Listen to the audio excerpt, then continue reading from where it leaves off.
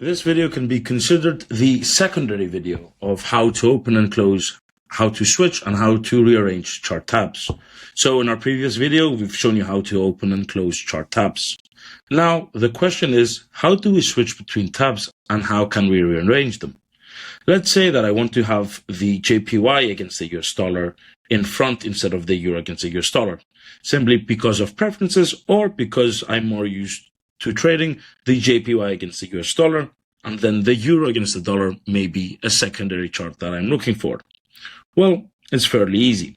You can use either Control Tab on your keyboard, which we are doing currently, and you can see that we have switched between the two charts. Instead, if you wanted to rearrange them manually, you can take your mouse and take it to the top of your screen, and once you are left-clicking and holding what you want to rearrange, you can simply hold left-click and move it. And that is a very simple way of how you could rearrange your chart tabs.